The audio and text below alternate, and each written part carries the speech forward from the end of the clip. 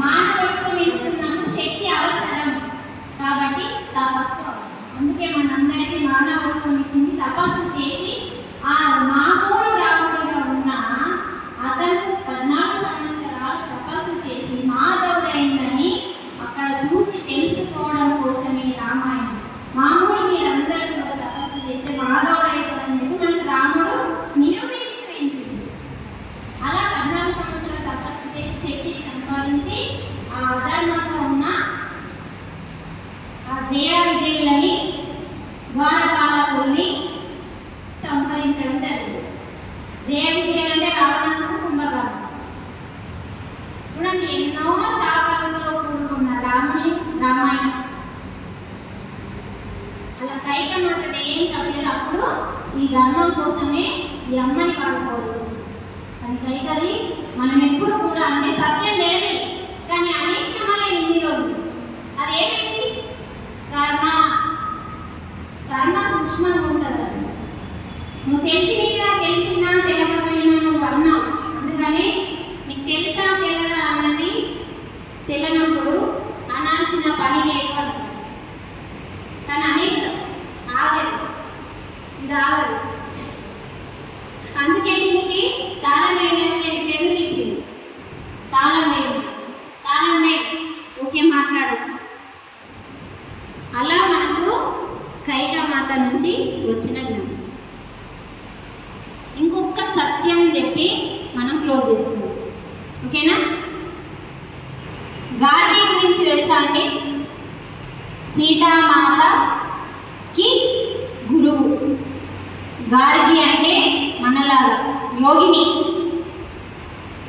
ఆమె బ్రహ్మచారి. ఎందుకంటే మహిళా దినోత్సవం కాబట్టి కనీసం ఒక 2 మహిళల 3 మహిళల గురించి అన్న వాళ్ళ గొప్పతనాన్ని గుర్తు చేసుకొని కనీసం వాళ్ళలాగా మనం కొంచెం మనం మొత్తం కాకపోయినా కొంచెం మనం ఉండడం కోసం మనం వాళ్ళ గురించి తెలుసు. గార్గి ఏమంటారంటే ప్రేమ అనేది స్వార్థమైన ప్రేమ ఉన్నది, అసలు ప్రేమ అనేది లేదు. ఒకరోజు సీత వాళ్ళు ఇన్ని 10 సంవత్సరాల పిల్లలు ఉంటారు. సీత, మాండవి, ఊర్మిళ వీళ్ళందరూ చిన్న వయసులో ఉంటారు. అప్పుడు తండ్రి ఏం చేసేవారంటే జనక మహారాజు నా సీతకి జ్ఞానం రావాలి అని చెప్పి జ్ఞాన సభ పెట్టేవారు. జ్ఞాన సభ అంటే ఇది మనం ఇప్పుడు పత్రిసారి దయ వల్ల మనం కూడా జ్ఞాన సభలు పెట్టుకుంటున్నాం. ఒక్కసారి మహానుభావునికి అంతేనా? అలా ఒకరోజు జనక మహారాజు ఒక మహానుభావుని, ఒక యోగిని, ఒక అద్భుతమైన గురువుని చూసి నేను జ్ఞాన సభ ఏర్పాటు చేస్తున్నా, మీరందరూ రావాలి. ఈ జ్ఞాన చర్చలో ఎవరైతే గెలుస్తారో అక్కడ 1000 ఆవులు, ఒక ఆవుకి ఒక కొమ్మికి బంగారం గుర్తిస్తుంది. అంటే అలా దానం చేసి ఎవరు గెలుస్తారో వాళ్ళకి 1000 ఆవులు, మళ్ళీ బంగారం 1000 కొమ్ములకి బంగారం గుర్తించింది. అలా ఆయన దానాన్ని ఏర్పాటు చేస్తుంది. చర్చకి అందరూ వచ్చిండు, కూర్చున్నారు. ఎవరికి అడగడానికి, ఎందుకంటే ఆయన గొప్పవాడు అని చెప్పి మాట్లాడుకుంటూ ఉన్నప్పుడు గార్గి వస్తుంది. ఎవరు ప్రశ్నించరండి. గార్గి వచ్చి ఎవరు ప్రశ్నిస్తలేరు అందరినీ చూస్తుంది. నేను మాట్లాడచ్చా అంటారు గార్గి. అంటే చాలా ఆత్మవిశ్వాసం, చాలా ధైర్యవంతుడు, చాలా అందంగా అద్భుతంగా ఉంటుంది. అప్పుడు సీత గమనిస్తుంది. ప్రతి క్షణం సీత ఆమె గమనిస్తూనే ఉంటుంది. చిన్న పిల్ల 10 సంవత్సరాల నుంచి సీత అంటే నా తల్లికి జ్ఞానం రావాలని ఈ సభ ఏర్పడింది. తర్వాత ప్రశ్నల వర్షం చూస్తున్నది. ఈమె చెప్తుంది, మీరు అసలు బ్రహ్మచారి కాదు కదా, సత్యం తెలుసుకోవాలంటే బ్రహ్మచర్యం అవసరం కదా అని ఆమె ప్రశ్నిస్తుంది. సత్యం అంటే ఏంటిదమ్మా గార్గి అంటారు. సత్యం అంటే నాశనం కాని దాని గురించి తెలుసుకోవడం, ఎప్పటికీ ఉండేదాని గురించి తెలుసుకోవడం, బ్రహ్మజ్ఞానం. ఇదంతా తెలుసుకోవాలంటే మనం బ్రహ్మచారులు కావాలి కదా, అవసరం లేదు అంటారు. ఎందుకు అవసరం లేదు? ఈ బంధాలన్నీ ఉన్నప్పుడు బ్రహ్మజ్ఞానం తెలుసుకోలేము, ఇవన్నీ అడ్డం వస్తాయి కదా అని గార్గి అడిగినప్పుడు ఆయన 2 రకాల ప్రేమ ఉంది.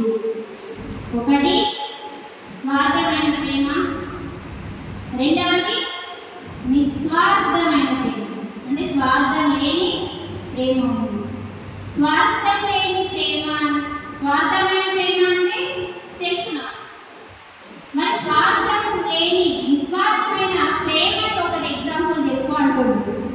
చాలా కష్టం వేస్తారు. అంటే ప్రకృతిని ఎగ్జాంపుల్ చూపిస్తారు.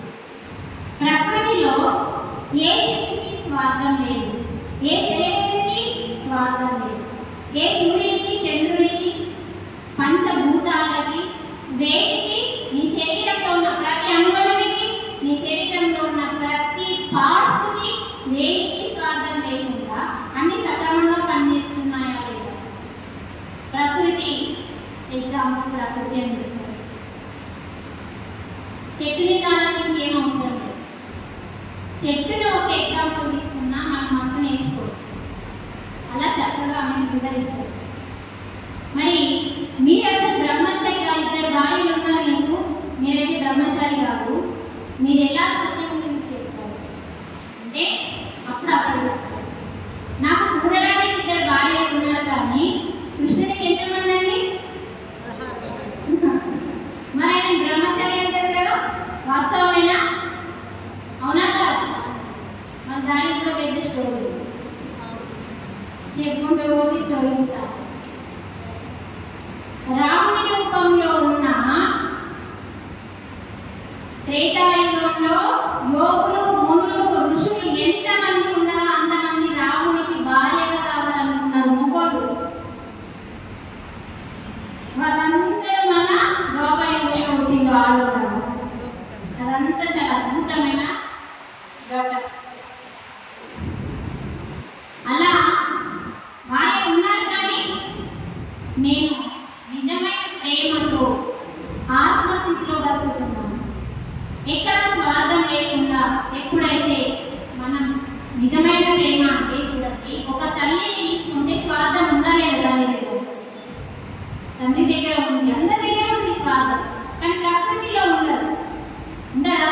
నీకొకలాగా శ్వాసని అని, నీకొకలాగా గాలిని, నాకొకలాగా గాలిని ఇస్తుందా? మీ ఇంట్లో ఒకలాగా చెప్తారు కదా, వీర బ్రహ్మం కాదు, ఆయన ఏడుస్తాడు కదా. ఎంత అద్భుతమైన పాట! వీర బ్రహ్మం గారు గుర్తుందా? ఆయన ఏడుస్తూ ఉంటే భార్యని నరికేసిన తర్వాత కూర్చొని చక్కగా పంచభూతాల గురించి వివరిస్తాడు వీర బ్రహ్మం గారు. నీ ఇంటికి రానంటుందా కాదు, నీ ఇంటిలో వెళ్ళనంటుందా అంటే ప్రకృతికి, పంచభూతాలకి, 18 మహాసాక్షులకి, మన అంతరాత్మకి, యమునికి, పంచభూతాలకి, 4 వేదాలకి, సూర్యుడు, చంద్రుడు, పగలు, రాత్రి, ఉదయం, సాయంత్రం దేనికి లేదు స్వార్థం. ఇవన్నీ నిస్వార్థమైన ప్రేమతో ఉన్నాయి. అది నిజమైన ప్రేమ.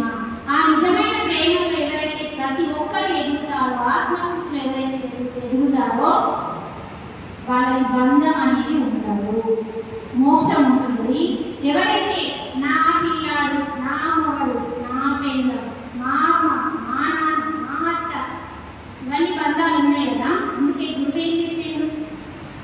బంధంలో ముందు కొంచెం అలా ఇరుకకు అన్నాడు. తల్లికి, అత్తకి నువ్వు సేవ చేయడం తప్పు కాదు, అది ఇరకడం అవ్వదు.